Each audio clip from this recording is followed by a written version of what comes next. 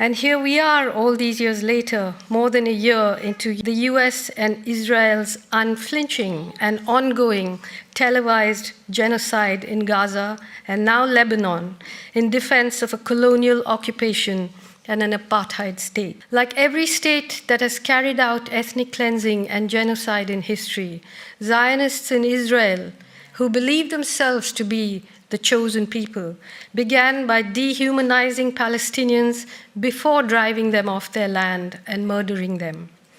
Prime Minister Menachem Begin called Palestinians two-legged beasts. Yitzhak Rabin called them grasshoppers who could be crushed. And Golda Meir said there was no such thing as Palestinians. Once those two-legged beasts, grasshoppers, dogs, and non-existent people were murdered, ethnically cleansed and ghettoized, a new country was born, no matter what crimes it committed. It grew up like a protected child in a wealthy home whose parents smile proudly as it commits atrocity upon atrocity. No wonder today it feels free to boast openly about committing genocide. No wonder Israeli soldiers seem to have lost all sense of decency. No wonder they flood the social media with depraved videos. Who are these people?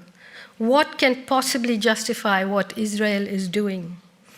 This is the part where I'm meant to lapse into moral equivalence and condemn Hamas and to condemn the people of Gaza who celebrated the Hamas attack. I do not tell oppressed people how to resist their oppression or who their allies should be.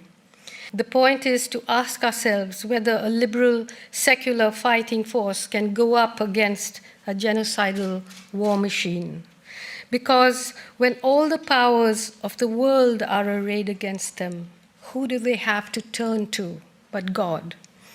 I'm aware that Hezbollah and the Iranian regime have vocal detractors in their own countries, some who also languish in jails or who have faced far worse outcomes. I'm aware that some of their actions constitute war crimes. However, there cannot be an equivalence between this and what Israel and the United States are doing in Gaza, in the West Bank, and now in Lebanon. I ask you, which of us sitting in this hall would willingly submit to the indignity that Palestinians in Gaza and the West Bank have been subjected to for decades? What peaceful means have the Palestinian people not tried? What compromise have they not accepted, other than the one that requires them to crawl on their knees and eat dirt? Israel is not fighting a war of self-defense. It is fighting a war to occupy more territory, to strengthen its apartheid apparatus, and tighten its control on Palestinian people and the region. When Benjamin Netanyahu holds up a map of the Middle East in which Palestine has been erased and Israel stretches from the river to the sea, he is applauded as a visionary who's working to realize the dream of a Jewish homeland. But when Palestinians and their supporters chant, "From the river to the sea, Palestine will be free," they are accused of explicitly calling for the genocide of Jews.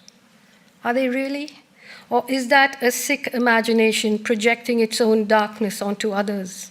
An imagination that cannot countenance diversity, cannot countenance the idea of living in a country alongside other people, equally with equal rights,